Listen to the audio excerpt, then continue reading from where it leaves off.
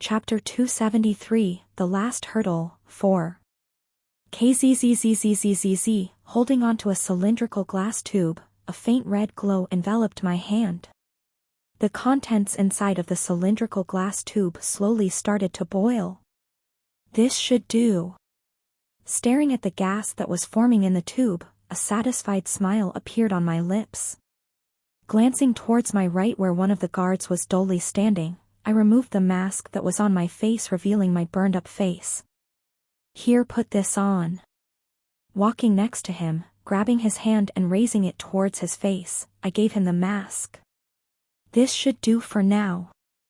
Staring at the guard who with his right hand was supporting the mask on his face, my lips smacked together. Even though he was under the effects of the serum, I couldn't really make him channel mana, so this was good enough for now. Out of the 5 individuals, his build was the closest to mine, and so he looked like a perfect mannequin of me. Glancing towards my left and right to make sure that everything was perfect, I lay down beneath his feet with my back facing the door. Everything should be ready.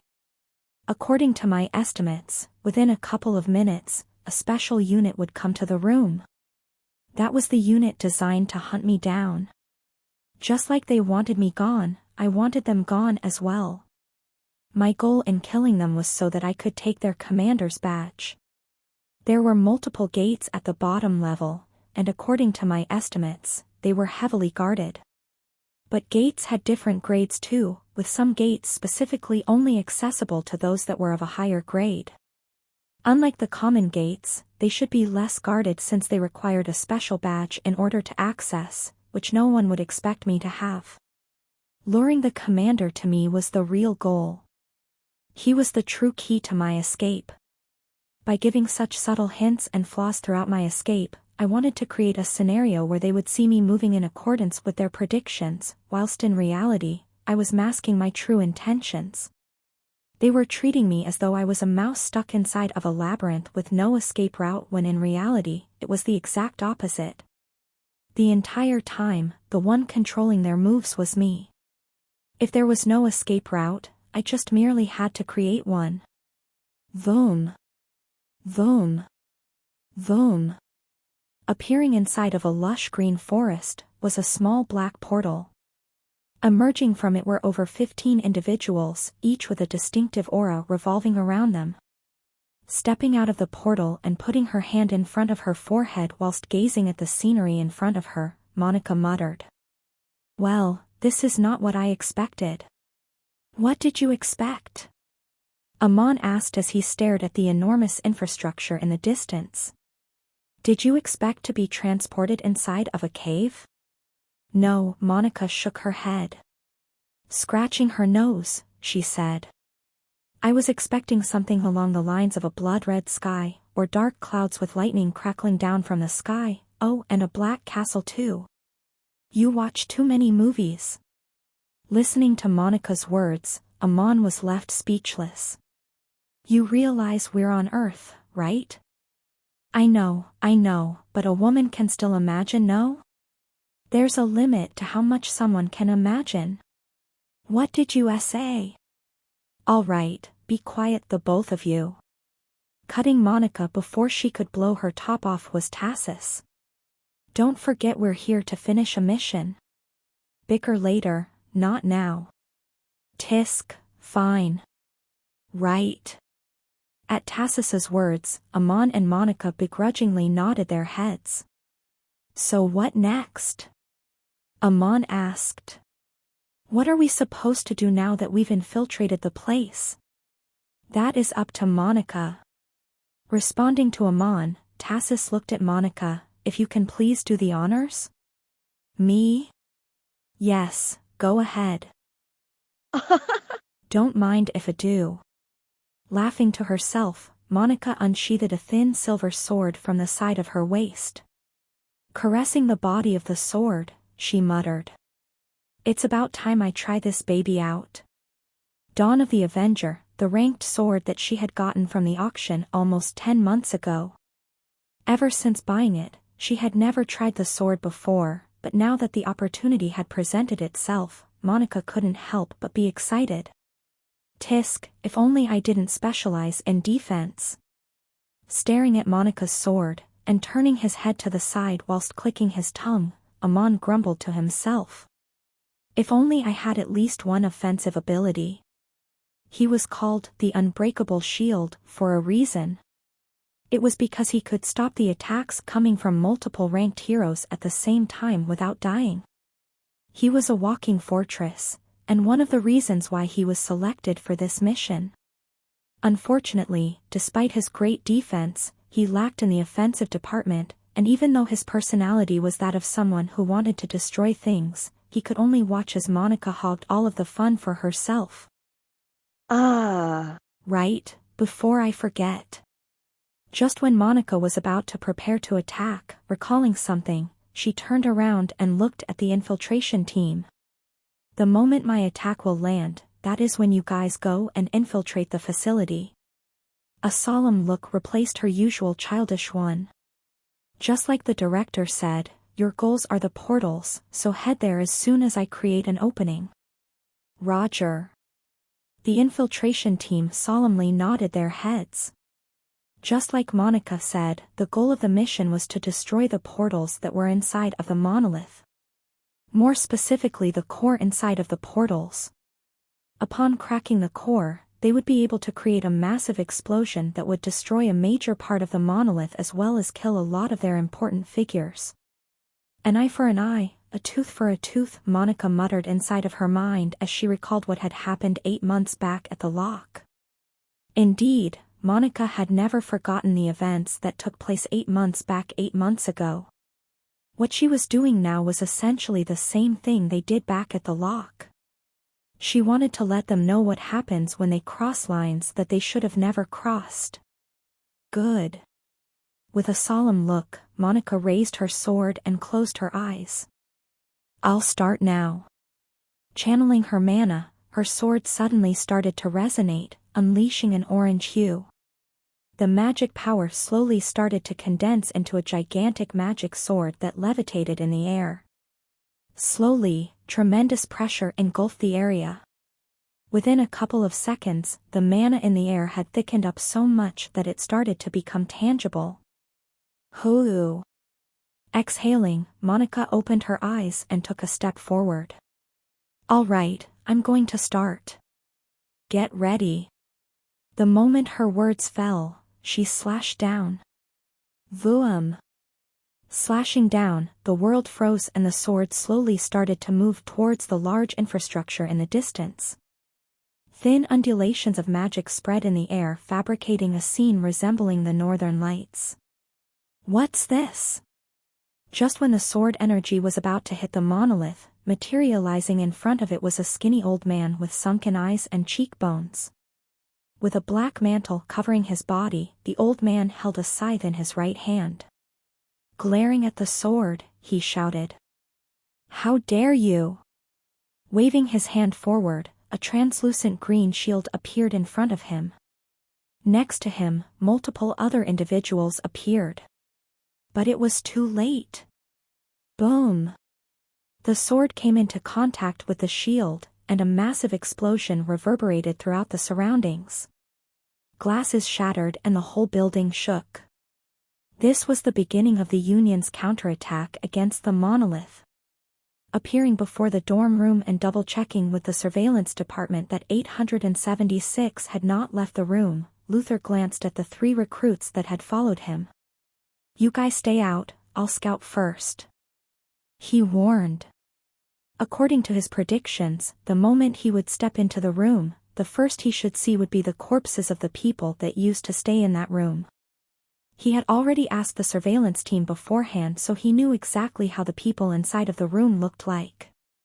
Not that it mattered, since he was going to incapacitate anyone present in the room.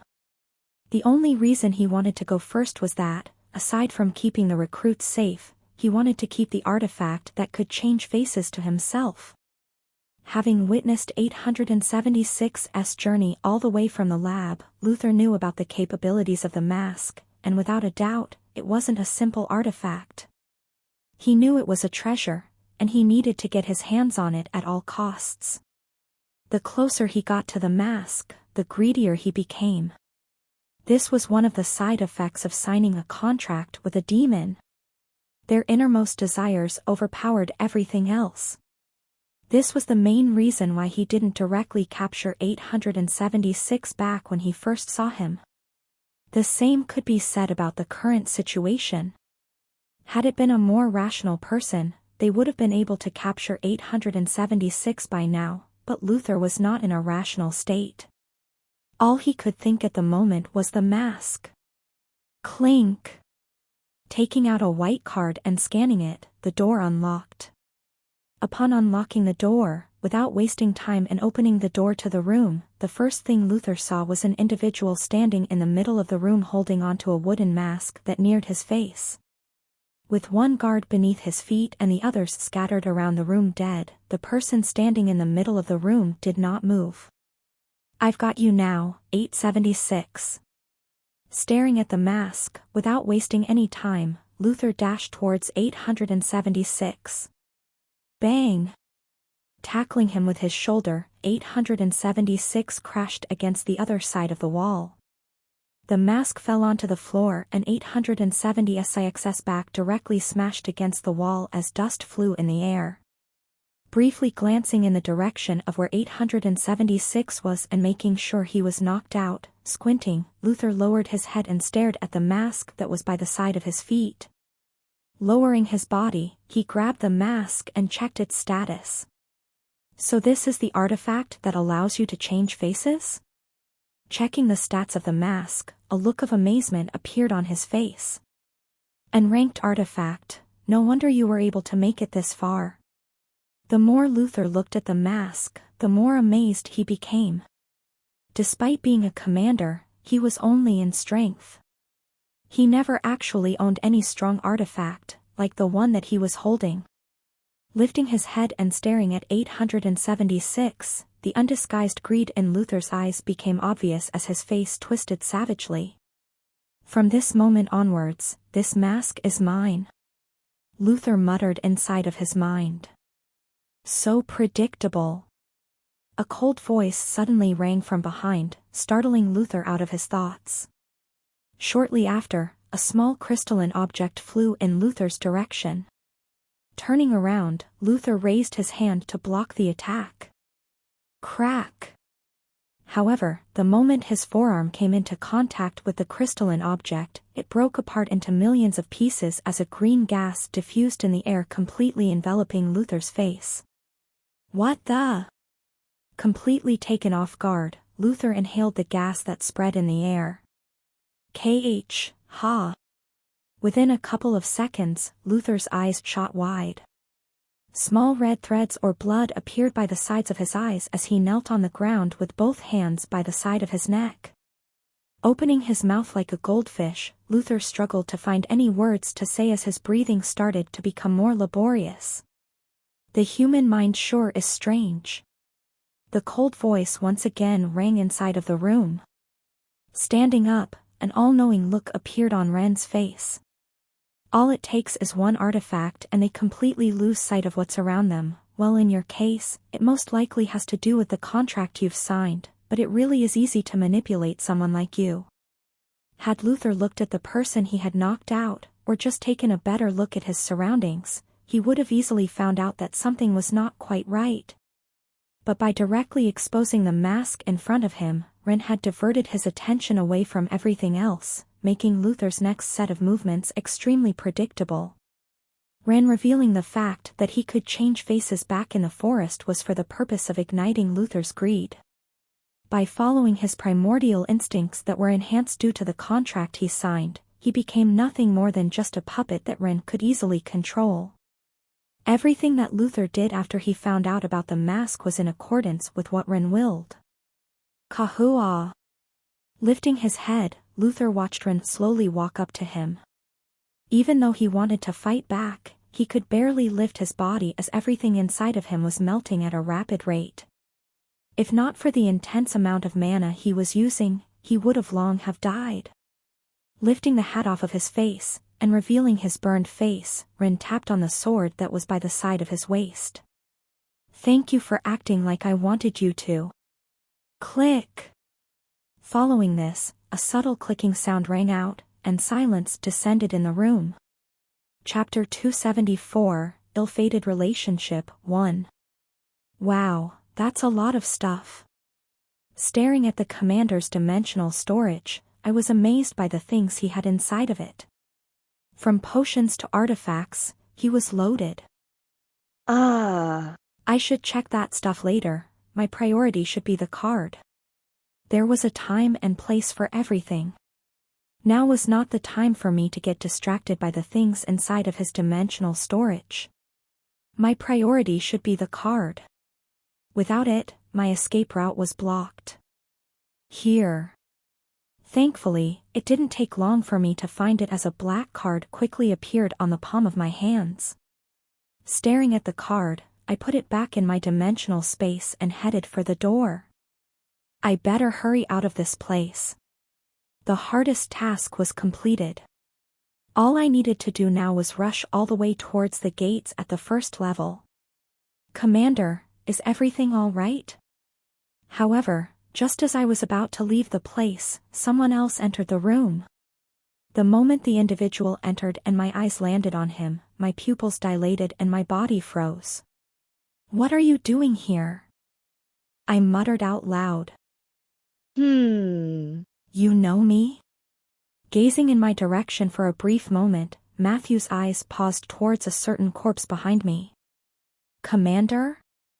Upon spotting the commander's dead body, instead of panicking, a wild yellow hue started revolving around his body. With his eyes focused on me, he commanded.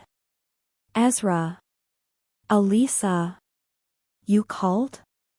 What's going on, leader? At his call, 2 more people showed up. A wild aura revolved around their body. Exclamation point. Making eye contact with Matthew, who nudged his head in my direction, they immediately got the gist of the situation and got into battle positions.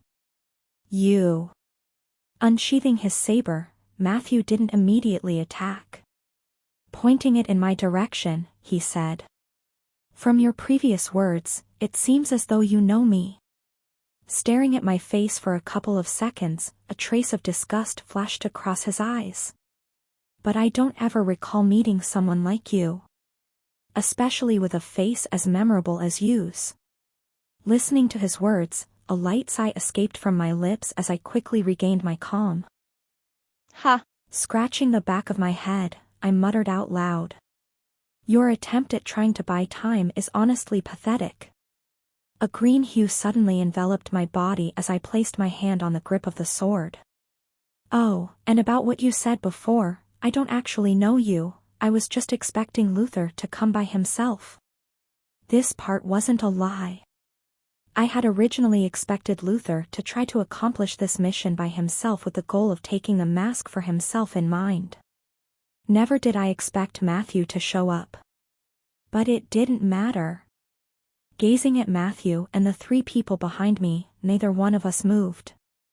We were both trying our best to waste time.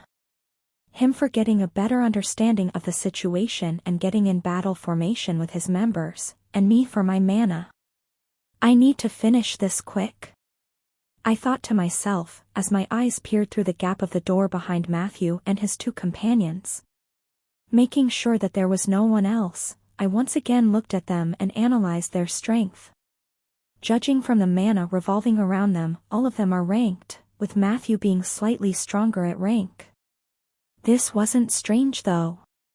For the longest time, Matthew had always been stronger than me. However, ever since last meeting him, I had finally caught up with him. Currently, standing opposite to me in a triangular formation with Matthew at the back, they were glaring at me with unprecedented calmness. It became evident to me that they were extremely experienced individuals. From where I was standing, I could see no gap in their formation. To make matters worse, Matthew was standing more than 10 meters away from me. This was outside of the range of the 3rd movement, thus I couldn't one-shot him just yet. I need to take the initiative. Time was of the essence.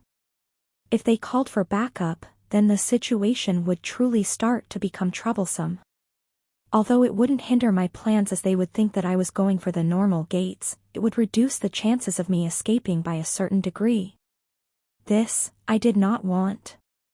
Thus, gripping the hilt of the sword, slowly unsheathing the sword, a subtle clicking sound rang inside of the room. Click! My vision darkened and I appeared in front of the male individual standing in front of Matthew. With my sword unsheathed, I stabbed my sword in the direction of his heart. Spurt! My appearance was so unexpected that he had no time to react before the sword quickly penetrated his heart. Hyuk! Blood spilled on the floor, and a body fell on the ground. If one looked carefully, they'd see a small hole in the middle of their body. Ezra! Shouted the female individual. Raising her weapon, she quickly dashed in my direction. Elise, no! What are you doing? Matthew shouted as he watched Elisa dash in my direction. His face was incomparably white. Almost as though he had seen a ghost. Apathetically glancing at Matthew, I muttered. It's too late. Click! Yet again a subtle clicking sound rang in the room and another body fell. Ha! Staring at the dead body beneath my feet, exhaling, I turned around and coldly glanced in Matthew's direction. I'm sure you've already figured everything out, no? Why you? With his eyes wide open, raising his hands and pointing towards my direction, trembling he mumbled. RN. Empty. Gazing at Rin getting engulfed by the flames on live television, that was how Matthew felt. The one source of motivation and goal to strive for power disappeared right before his eyes. For a brief moment of time, Matthew's world became blank. What now? He's dead, what's the point in getting stronger? What do I do? What am I? Upon losing what was once his goal, all that was left was nothing but emptiness. Matthew's purpose for strength was gone and what replaced it was nothing but emptiness. Everblood had long disappeared, leaving him all alone inside of the monolith, scraping for merit points by risking his life every day. His weak mental state became apparent when during the battle arena matches he almost came close to losing on multiple occasions. He felt empty, alone, and powerless. Many times he wanted to just give up and die. In fact, he had given up at one point. However, just when he was about to lose for good, a hand reached out for him. Xavier Pierce. That was the name of the person who gave him a second opportunity. Taking his broken self and instilling new ideas and ideals inside of his head, Matthew managed to move on and create new goals for himself. Though it took a while, he had finally shed his old naive self whose only purpose for growth was revenge. It was only after he had gone through a reformation that he realized how naive and stupid he was back then. Without looking back, Matthew grew at an astonishing rate. During the period he was under Xavier, not once had he seen Everblood. But he no longer cared.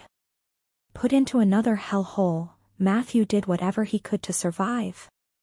He couldn't care less about Everblood even though he was his contracted demon. He had new goals and ambitions, no longer did he want to dwell in the past. He just wanted to focus on the future. Or so he thought. How? Gazing at the half-burned person standing before him, Matthew's hand trembled as he pointed in Ren's direction.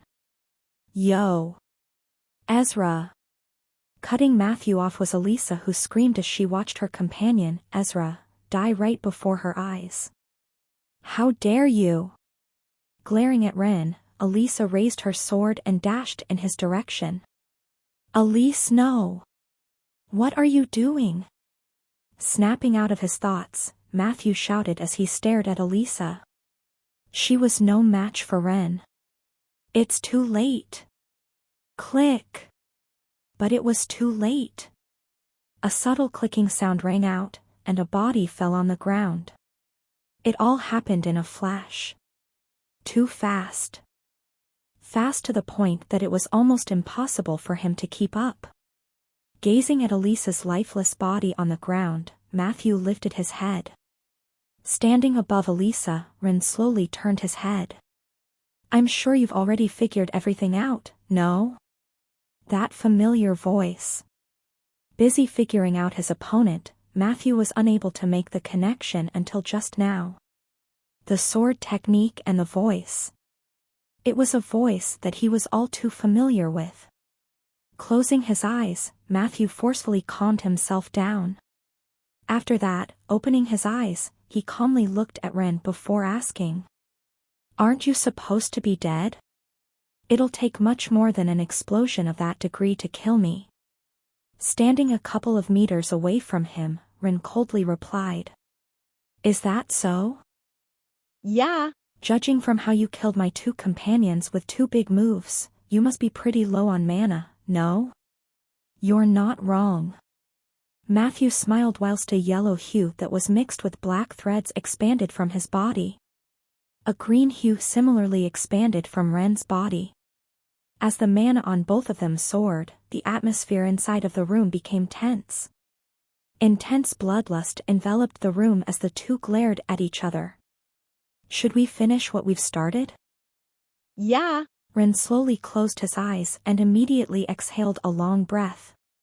His eyes were suddenly shot open and the green hue around his body intensified. "Now!"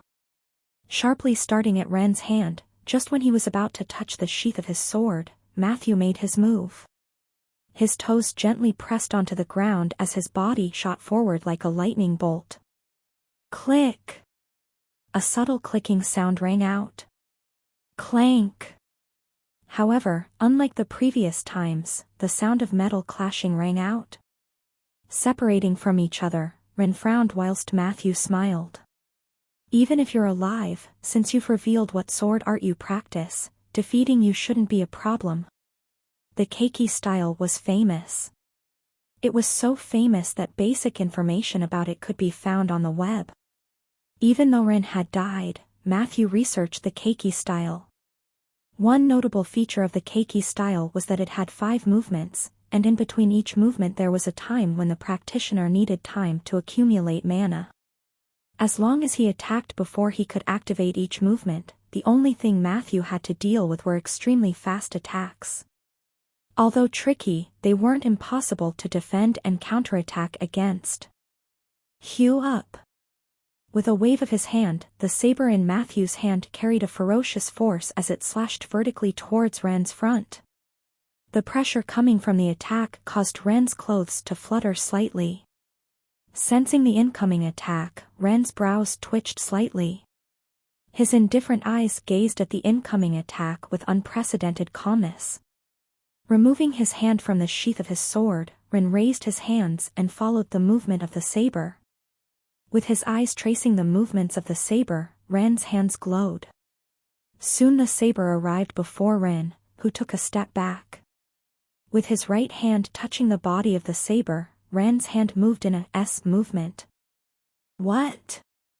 Bang! To Matthew's shock, he watched as his saber followed Ren's hand movement, redirecting the attack towards the ground. Click! Taking advantage of the opening he created, Ren placed his hand on the sheath of his sword. A clicking sound rang out. Quickly recovering from the shock, Matthew let go of the saber as his feet pressed onto the ground. His body quickly shot back, narrowly avoiding Ren's attack. Ha! Ha! You've got me on that one. He muttered with heavy breaths as he looked at Ren with unprecedented seriousness. Damn it. From the short exchange he just had with Ren, he knew that in terms of strength, Ren was stronger. Not just that, he also seemed to be adept in martial techniques. Still, that did not mean that Matthew gave up. He had faced many similar situations back in the battle arena. In a fight, all it took was one moment.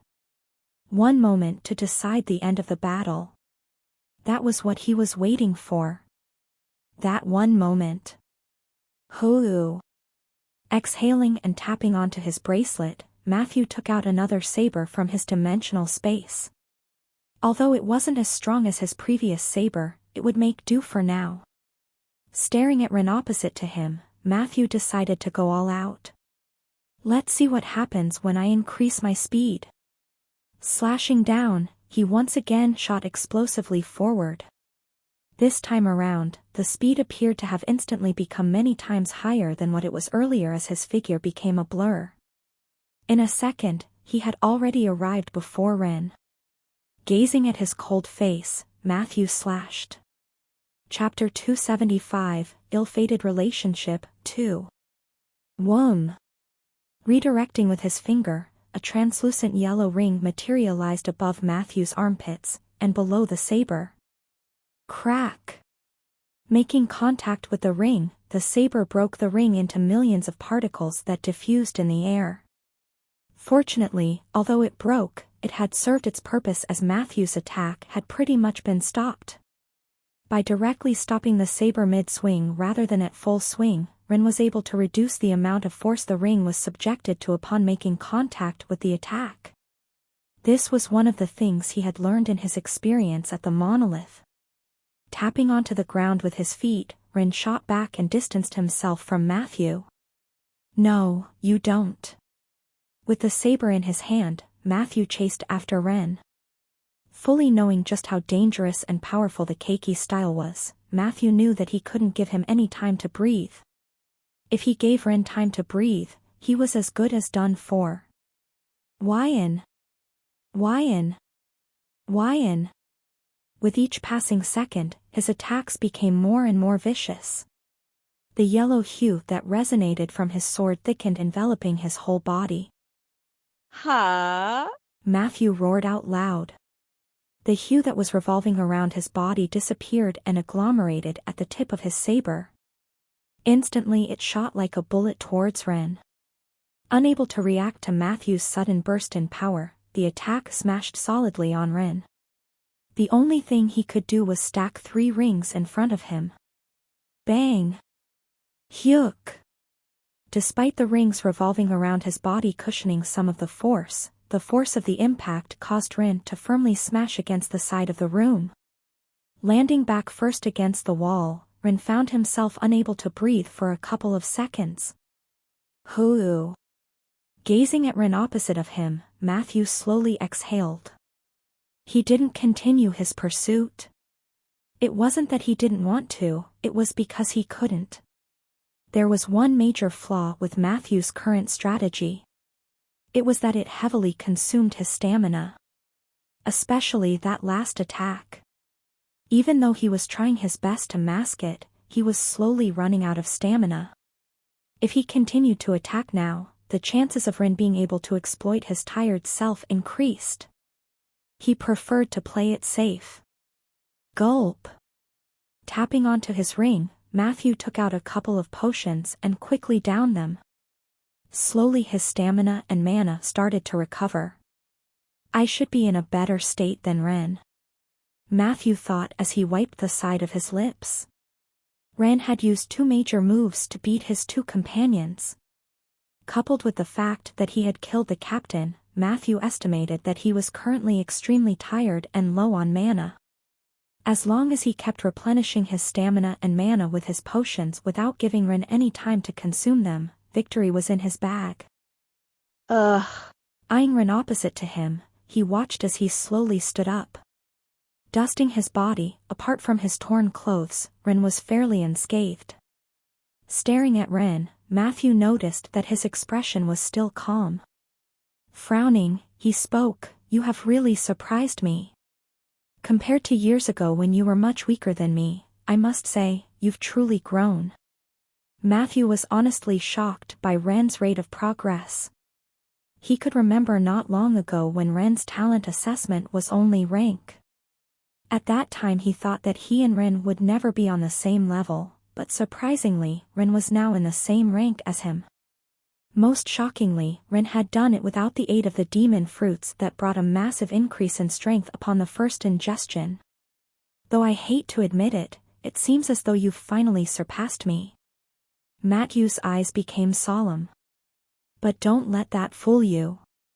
Even if you're stronger than me, it is only by a marginal amount. In terms of experience, I'm far ahead of you. As he spoke, the medical effects of the potions were starting to kick in.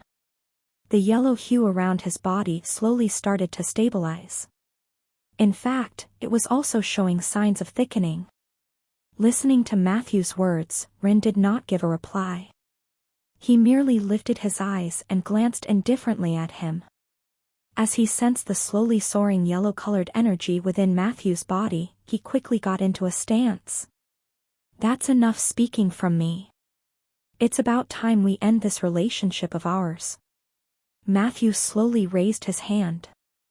The yellow glow revolving around his saber became increasingly dense as his gaze never left Rin. Killing you will set me free from the binds of revenge that have chained me up for a long time. Your death will be the start of my rebirth. Only upon killing Rin could he finally move on and be his own person. This was the duel that would decide his fate. Listening to Matthew's words, Ren's face contorted slightly. Almost as though he was cringing. Unbothered by this, Matthew shouted. Let's finally settle this. As Matthew's voice slowly fell, the clothes on his body alongside his black hair on his head suddenly fluttered wildly despite the lack of wind. A gloomy pressure gradually rose from within his body. The extent of the strength increase presented by Matthew caused Rin, who standing opposite to frown. Unprecedented seriousness clouded his face. Suddenly, the saber in Matthew's shook and a clear ringing of the sword sounded. Following the sword ringing, the yellow hue revolving around it abruptly soared. Lifting his head, the tip of his feet abruptly pressed gently on the ground. His body turned into a streak of light as he once again took the initiative to attack Rin once again.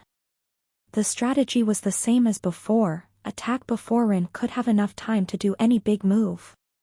The distance between the two of them was but 10 meters. For someone like Matthew, this distance was meaningless. It was something he could cover in a couple of seconds. His body flashed and reappeared, placing Rin within the range of his saber.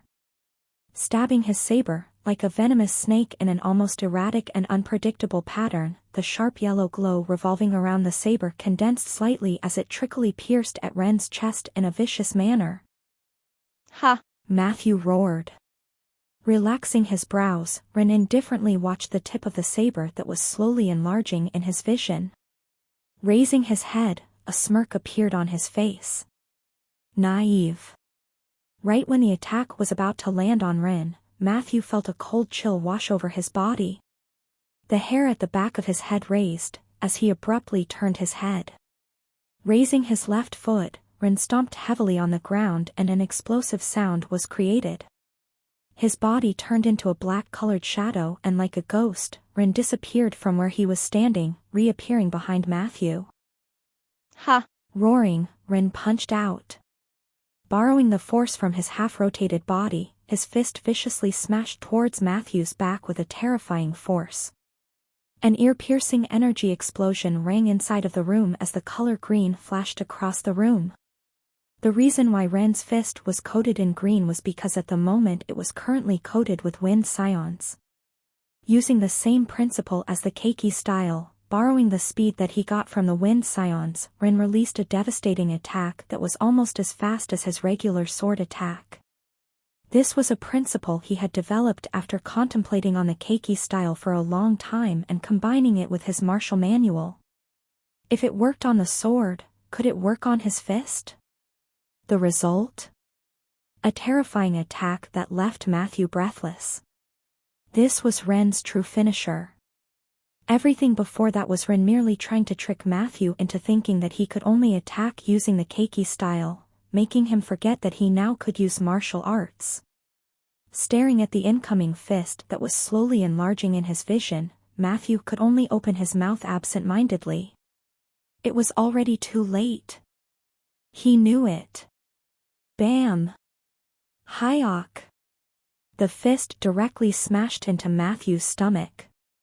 Like a broken kite, his body flew all the way towards the other side of the room, smashing against the furniture and wall. Similar to Matthew, Ren did not chase. However, unlike Matthew, it wasn't because he was too tired. It was because he was preparing to finish it. A majestic green hue enveloped the whole room, and alongside it was a terrifying pressure. Ren's clothes fluttered wildly as the pressure enveloping the room intensified. Coldly looking at Matthew opposite to him, Ren's left foot pushed back. Hoo! He exhaled. KHH. Lifting his head and staring at Ren, who was coldly looking back at him. Matthew was indignant. His ribs were broken, his head was dizzy, and he could barely lift his body. Is this how I die? He wondered to himself. Gritting his teeth, Matthew glared at Ren. I can't accept this. He shouted. This was supposed to be his moment. This was supposed to be the moment where he would finally leave his past behind and grow into a majestic phoenix. How could he let Ren, someone who was supposed to be weaker than him, defeat him? He couldn't accept this. Come, you fucker. Using every last ounce of his strength, Matthew slowly stood up. His body swayed left and right. Supporting himself against a shelf, a terrifying yellow hue exuded from Matthew's body. The veins on his neck and head popped out, and his eyes became bloodshot. I will kill you. Ha! Roaring out loud, Matthew poured everything in his last attack. Tensing his legs, like a bullet, he shot in Ren's direction.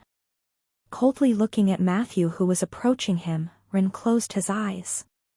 Click! A clicking sound rang out and his body then disappeared. Unleashing their attacks, the two passed each other. With their backs facing each other, neither one of them spoke. This continued for a good 10 seconds before Matthew broke the silence. So this is the end, huh? Letting go of his saber, Matthew knelt on the ground. Spurt. Hyuk. Shh. Asterisk T. Lowering his head, blood splurted out of Matthew's mouth. A gaping hole appeared on his chest. Right where his heart was. Who would have thought that I would die like this? Matthew laughed as he dropped to the ground with his back facing the ceiling. A somewhat gratified smile appeared on his face. His mind, which had been clouded for a long time, was slowly starting to clear up. I thought that death was scary, coo. Blood spurted from Matthew's mouth. Smiling, even more, Matthew muttered. For some reason, I don't feel scared. Maybe it was because the effects of the demon contract were slowly disappearing and his sanity was returning, but Matthew was slowly coming to terms with his death. His head felt clear. Ha! I deserve this, don't I? As his sanity returned, a bitter and tragic smile appeared on his lips. Turning around, Ren quietly listened to Matthew's words. He knew that this Matthew was the true Matthew, not the one that he had seen in the past. I killed my own father, blackmailed the one only friend that supported me in the past, all for what? Power? Ha! I was truly naive back then. Covering his eyes with his arms, tears trickled down by the side of his cheeks. At the end of the day, Matthew had only been a child. A child that was exploited and manipulated into signing a contract with a demon. His emotions were stripped away, and what was left was only a husk of a body that only followed his own desires. Do you know? Weakly turning his head, Matthew looked at Ren. Do you know that the person who drove my mother to suicide wasn't actually my father?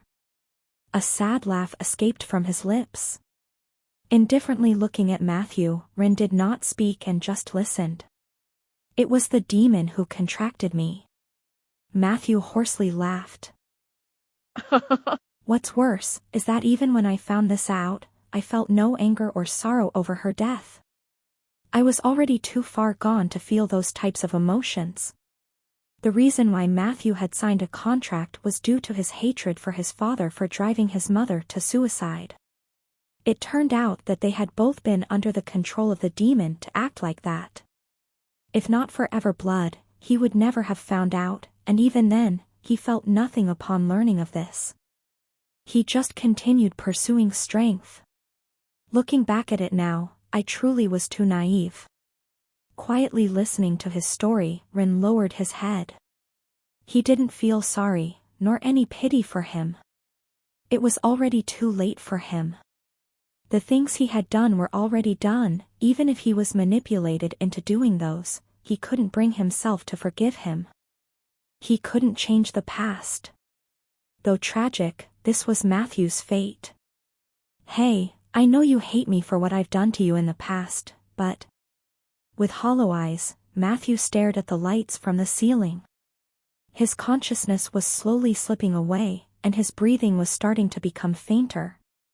Opening his mouth a couple of times, he struggled to say his last words. "IFF, there is a next time, Tiri, to be more gentle when you kill me, it hurts." Matthew chuckled. A couple of seconds after, his eyes lost all of their clarity and his breathing stopped.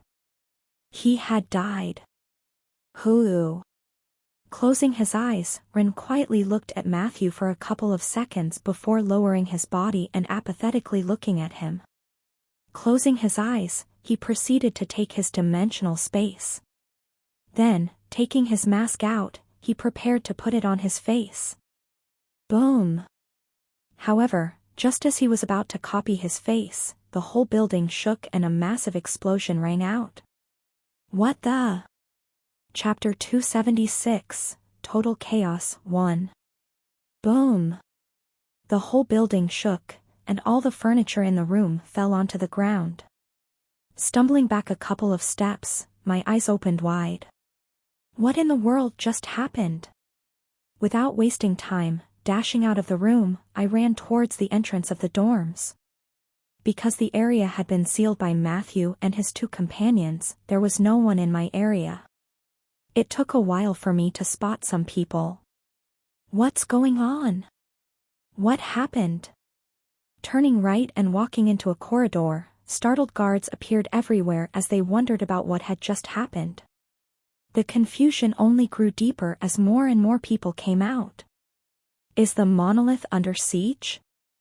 I wondered as I recalled the explosion that had just rung not long ago.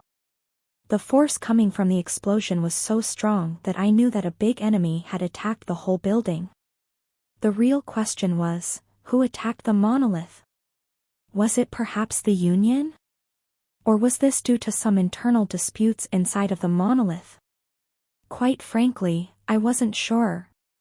There was a chance this was the work of the Union.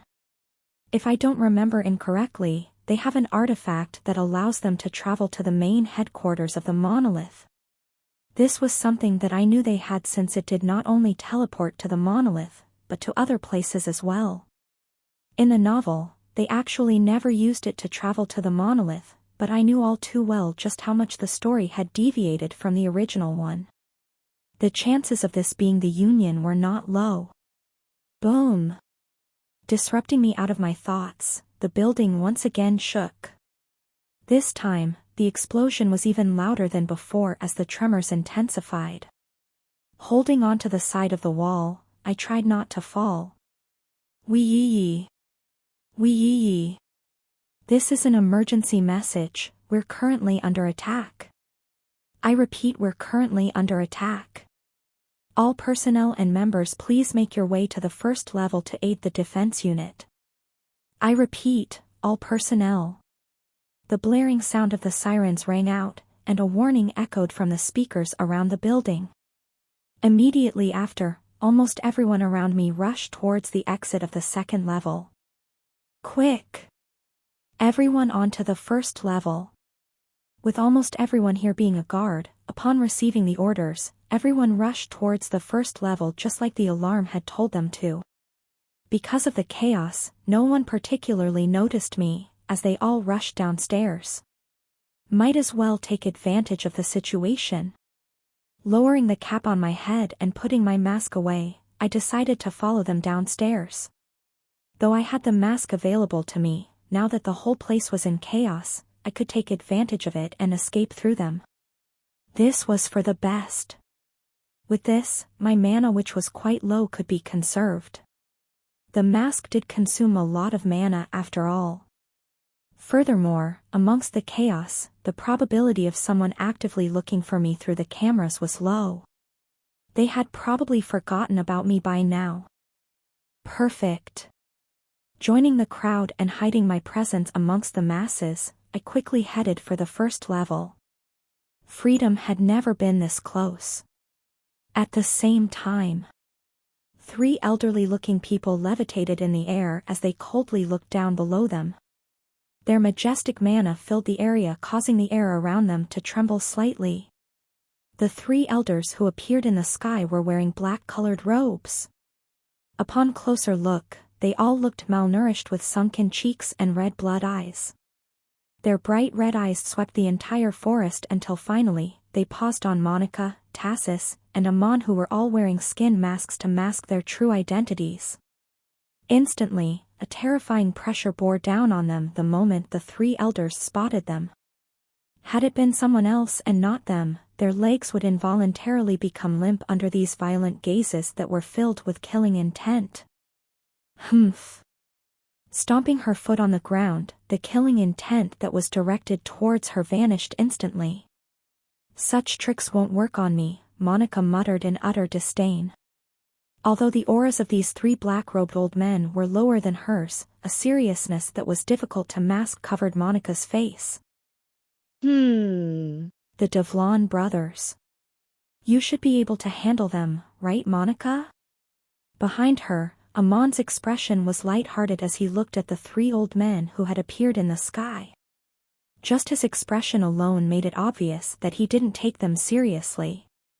Tassus's expression was also leisurely as he nodded his head with a faint smile on his face.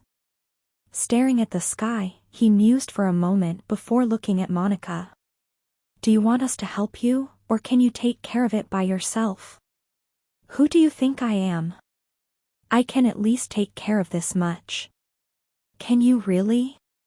You do know that the 3 of them combined have a strength equivalent to rank. Amon chimed in. Even though he knew that she could do it, he was merely trying to get under her skin. So? As long as I finish them quickly, I don't really see a problem. Unfortunately for him, Monica did not fall for the provocation. Turning their heads and staring at each other, they both shrugged their shoulders before giving her the green light. All right, do whatever you want. We're here to stall for time anyways. Once the big dogs show up, Amon and I will step up. True, she should deal with the small fries for us. With her eyes closed and holding her sword vertically, Monica's brow twitched. Opening her eyes, she glared at the 2 of them. Can you guys shut up? I'm trying to concentrate. All right, we're sorry. Do your thing. Tassus bitterly laughed before taking a step back and looking at the enormous infrastructure in the distance. If the Union had done their job, half of the higher-ups of the monolith should have already been lured out of the headquarters. By directly exploiting one of the spies amongst the higher-ups, the Union had set up an intricate trap designed to lure the higher-ups away from the monolith who were hoping to kill Monica. Unfortunately for them, it would end up being a fruitless effort as the real Monica was with them. Unless an external factor that they did not account for meddled their plans of dealing a massive blow to the monolith should work.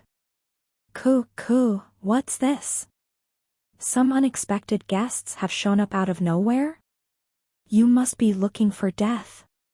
Surprised by Monica's power, one of the elders levitating in the air throatily laughed. His blood-red eyes flickered brightly. It seems like it. Who would have thought that there was someone stupid enough to actually attack our main base? Another elder added, licking his lips. Squinting his eyes, the last elder and the youngest brother spoke up. I can't seem to be able to make out their identities.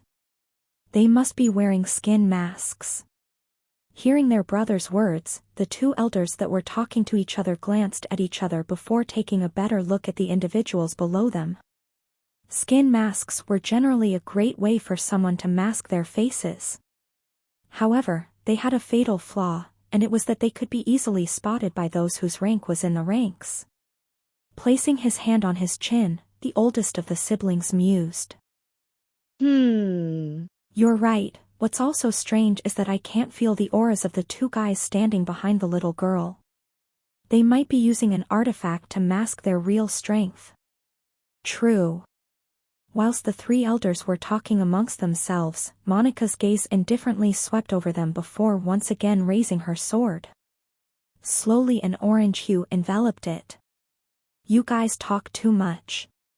Disrupting the three elders was Monica's voice. With her sword raised, her body trembled slightly. Wild and violent energy suddenly surged out explosively from the veins within her body. Finally, it became like a torrent of floodwater that flowed to every corner of her entire body. Her eyes mysteriously shone in bright orange color. Her feet, which were touching the ground, slowly lifted up as Monica's body raised into the air. Raising her hand slightly, Monica clenched it into a fist. Following this, the orange hue revolving around her body abruptly soared. An instant later, the glow disappeared and an orange-colored armor materialized, covering her exquisite pretty body. Once the armor appeared on her body, with her hair fluttering wildly in the air, her demeanor completely changed. If before she was silly and childish, right now she looked like a war goddess that was craving blood. Staring at Monica from below, Amon showed a surprised expression.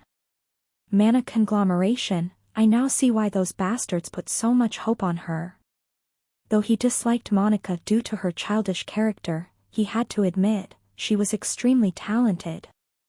Especially since she could perform mana conglomeration, or more specifically, scion conglomeration, which was the process in which someone whose control over scions reached such levels of fine control that they could summon tangible mana in the air and form it into whatever shape they wanted.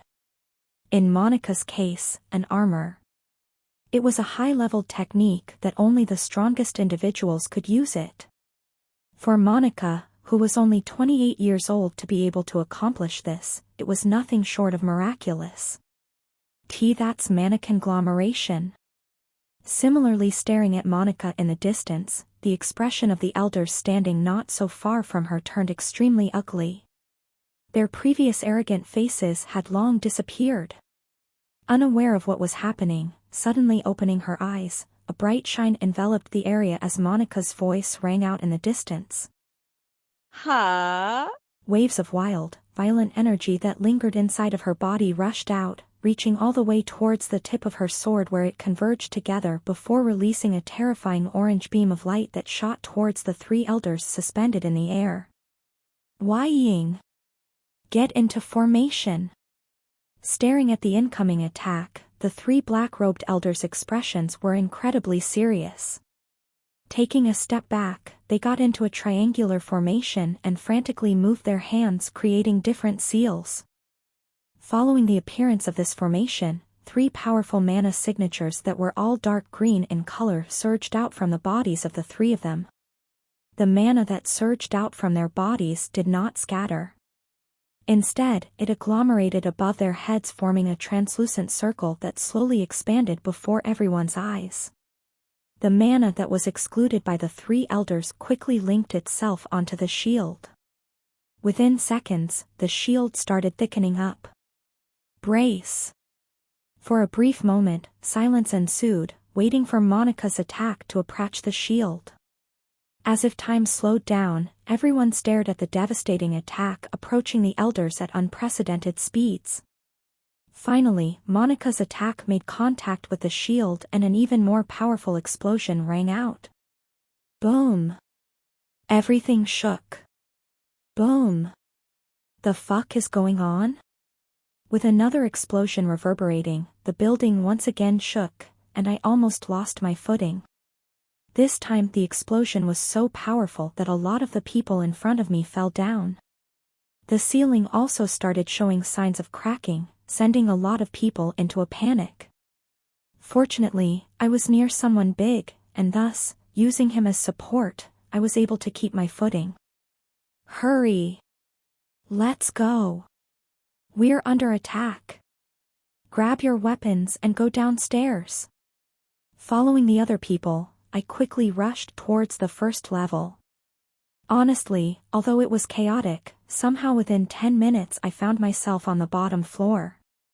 Had I been following my original plan, this wouldn't take me far longer and it would have been far more dangerous as well. However, contrary to my expectations, someone had enough balls to attack the monolith's headquarters. Well, I don't care whoever you are, thanks to you I can finally go back home.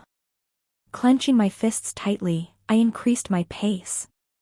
Along the way, I consumed a couple of potions just so that I could recover as much mana as possible. Though unsure, there was a chance that I might once again have to be forced to go through another battle, thus, not wanting to take any chances, I consumed as many potions as possible. Bang! Turning around the corridor that led towards the portal areas, suddenly a whistling sound rang out. Following this, a muffled explosion echoed in the distance and multiple colors flashed. A terrifying pressure enveloped the area, resulting in my breathing becoming more laborious. What is happening? I was immediately alarmed. The pressure was definitely something that belonged to someone far above me. To make matters worse, it wasn't just one that I felt, there were multiple ones. From where I was, I could feel the stinging sensation coming from the residual mana lingering in the area. It was that bad. A bad pre-motion arose from within me as my footsteps slowed down. Call for backup. Call for backup. The headquarters have been infiltrated. Someone is attacking the portal, Hueek. Chaos. Total chaos. Upon entering the lobby area that led towards the portals, all I saw was chaos. Halting my steps and staring into the distance, what appeared in my vision were people trying their best to run away from the place as explosions and screams rang out.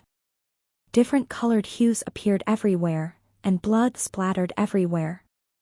Squinting my eyes, I was able to spot a group of 10 or so people brute forcing their way towards the general portals in the distance. Shh. *T. Taking a better look at the situation and coming to a realization of what was going on, my face contorted. Massaging my forehead, I silently cursed to myself. Seriously, why can't they just let me escape peacefully? Chapter 277, Total Chaos, 2. Amidst the chaos, glancing at my watch, I ran towards a certain section of the first level. From what I've observed, the people that had infiltrated the monolith were targeting the general portals. The ones that everyone used. On a good note, those were not the portals that I was aiming for. On a bad note, I could more or less tell that they were planning on blowing up this place. The plan was fairly obvious, I was sure that the monolith had understood this as well. Damn it, I don't have much time at my disposal. Ignoring all of the chaos around me, following the map on my phone, I quickly made my way towards the area where the private portal was. Time was not on my side. If they were truly hell-bent on blowing up the portals, then I really had to hurry. As expected, there are only a few people here. Arriving before the designated location, glancing left and right, I noticed that the security was fairly lax. My original plan was to pretend to be the commander using the mask to then directly enter the portal. The problem regarding his build wasn't actually a problem, I still had a few gigantifying potions from Amora. The only reason I had not used them back then, was because I wanted Luther to actually notice me. Risky, but it paid off. Either way, that plan was now no longer viable. With the monolith under attack, everything changed. Hiding behind a wall, and peeking right, I looked up and glanced at the cameras in the distance. After that, I looked below them. Good, there are only 2 guards. Guarding an enormous metal door were 2 guards whose strength was about the same as mine, around the rank range. Under normal circumstances, there would have been stronger guards guarding the place, but these weren't normal circumstances. The stronger guards had probably left their post in order to aid the people guarding the general gate. Though this made them look sloppy, in reality, this wasn't a real problem. Without the special pass, even if the invaders tried to brute force the way into the room that led to the portal, they wouldn't be able to get in. The materials used to make the doors were something that even ranked would have difficulty breaking. Thus, the decision to leave those two weaker guards to guard the place was the right decision given the circumstances. And this perfectly aligned with my plans. Hoo. Closing my eyes, and exhaling, with the aid of the chip inside of my head, my brain started processing all of the information that I had just observed. The distance between me and the guards is more than 10 meters, this I can't use the third movement. This is a bit of a problem since I don't want to alert the others of my presence. There's also another problem I need to take care of. Because I specialized in sneak attacks, as long as my opponent wasn't way stronger than me or reacted faster than my swords, killing them wouldn't really pose a problem for me. There was only one problem though. Peeking right, I glanced at the cameras that were above the two guards. The cameras. The biggest problem at the moment was the cameras. If I wanted to use the keiki style, I had to make sure that I removed all evidence of it. By now, everyone knew that Rendover was the inheritor of the keiki style. This was without a doubt something that everyone knew as it had been broadcasted to the whole world during the tournament. What they also knew was that I was dead. If the monolith suddenly spotted 876 using the keiki style, then finding out about my real identity wouldn't really be a problem. If that were to truly happen, all hell would break loose for me. I can't let that happen. Just imagining the consequences of such revelation caused the back of my hair to raise. Taking a deep breath, a look of resolution flashed across my eyes. Even if this removes the element of surprise and makes things harder for me, I don't want to leave anything that would come back and bite me in the future. Grabbing a couple of sharp objects from my dimensional space, squinting, and aiming for the cameras in the distance, I flicked my fingers, and the objects shot towards the cameras in the distance like bullets. Wheeze. The moment I flicked my fingers, stomping my foot on the ground, I quickly dashed towards the two guards in the distance. Hey! Intruders! Spotting me, the two guards immediately became alert. Raising their weapons, they tried to call for backup, but before they could get to it, I had already arrived before them and punched out. A whistling sound arose, and powerful pressure enveloped the air. Quack! The color green flashed for a split second and one of the guards flew towards the other side of the room. Bam! They soon crushed against the metal door behind them. Unfortunately for me, as I had lost the element of surprise, the guard was able to block my attack, and thus didn't die immediately. He was only injured. Ha! The moment the guard crashed against the door, the sound of the air splitting rang by my ear, as the other guard slashed their halberd down. Coldly glancing at the incoming attack, lowering my body, I stomped my foot on the ground and shot forward. Reappearing right below the middle area of the halberd. Extending my hand, a green hue enveloped my hand as I grabbed the shaft of the halberd and redirected it towards the ground. Bam! Upon redirecting the attack, the halberd hit the ground at full force and a small crater appeared. Fine miniature crevices extended from the crater. What? Unable to comprehend what had just happened, the guard frozen for a split second. Click! This proved fatal for him as a subtle clicking sound rang out and his body slumped down on the ground, devoid of any life. That's one Dao. D. Cutting me off was a silent ringing sound in the distance. Turning my attention towards the guard that I had injured previously, I instantly became alarmed. With a black box in his hand, I watched as the guard who I was unable to kill before, brought it near his face. No, you don't. Unsheathing my sword completely from my scabbard, and coating my sword with it, bending my torso slightly, I released the built-up tension in the core of my body and threw the sword in his direction. Splitting the air, the sword disappeared from my hand and reappeared in front of the guard. Rep, hyuk. Before the guard could start speaking, the sword pierced him in the heart. The black box in his hand fell down, and a voice echoed across the room. Hello? Hello? Is anybody there? Walking up to the radio transmitter, I grabbed it and spoke. Yes, everything is all right. I just wanted to know about the current situation outside. After a brief moment, the voice on the other side of the transmitter raised. What? Have you only called because of this? Heavy frustration could be felt from the voice. MHM, we're currently hearing fighting in the distance, and we're unaware of what is happening. The other guards who have left have also not told us anything, and I was wondering if you needed our assistance. No. Stay there and keep watch of the portal. Do you understand? This is an order. The more the person on the other side of the speaker listened to me, the more frustrated it became. Remain in your post, and if anybody comes, kill them on sight. Even if they are fellow guards. Understood? Affirmative. Good. Do. At my confirmation, the person ended the call. Crushing the transmitter in my hand, I turned around and looked at the massive door behind me.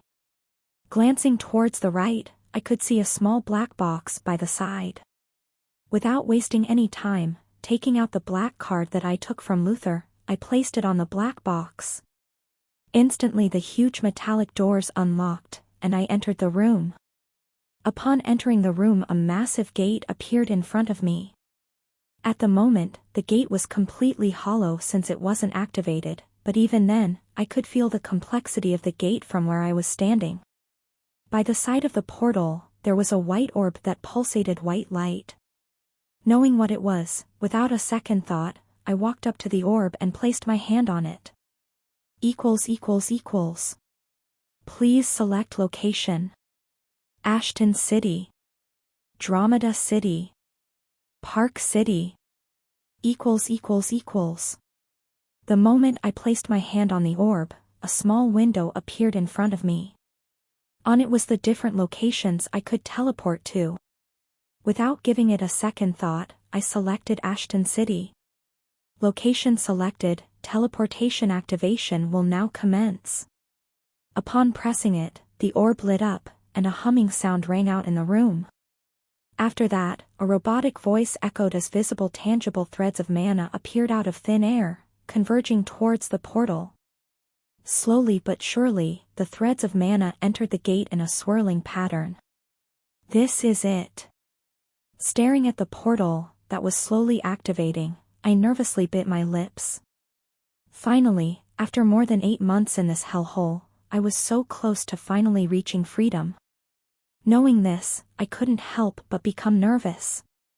As I was waiting for the portal to open up, I looked back at the previous fight I had with the guards. Now that I think about it, I spent more time fighting them than Commander Luther himself. The irony. Although I had used an extremely powerful poison to deal with him, the fact that it took me less time to deal with him than some mob guards was quite ironic. How much time left? Glancing at the orb, I couldn't hide my nervousness as I repeatedly looked at the timer on it. 5:07. 5 more minutes, come on. Boom. Cutting me off was the sound of another explosion as the building shook intensely. From where I was, I could hear the sound of the building crumbling down. Rushing out of the room, I realized that apart from the room where the gate was, a major part of the building had been destroyed, allowing me to see what was happening outside. The moment I looked up and stared towards the distance, my body froze. This pressure, that orange-colored hair, Monica? The clear sound of energy exploding repeatedly resounded over the sky, as an orange hue clashed against a dark green one. As the two energies clashed, the aftermath of their clash resulted in large shockwaves that instantly killed the weaker individuals standing below. Boom!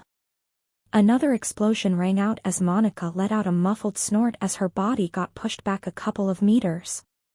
The three black elders in the sky were no better as they were similarly pushed back, just a little bit further than her. Clearly, they were at a slight disadvantage since Monica was just one person and they were three. It's been a while since Monica and the three elders have started fighting. Why haven't the big shown up? Amon wondered from below as his gaze never left Monica.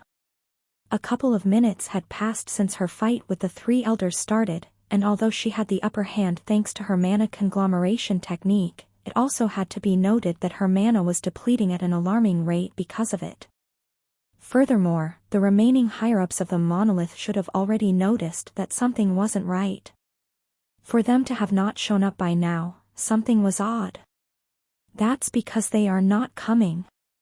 Just as he was about to turn around and ask Tassus about his opinion, a cold voice rang beside his ear as a palm pressed against his back. What do you mean, Hyuk?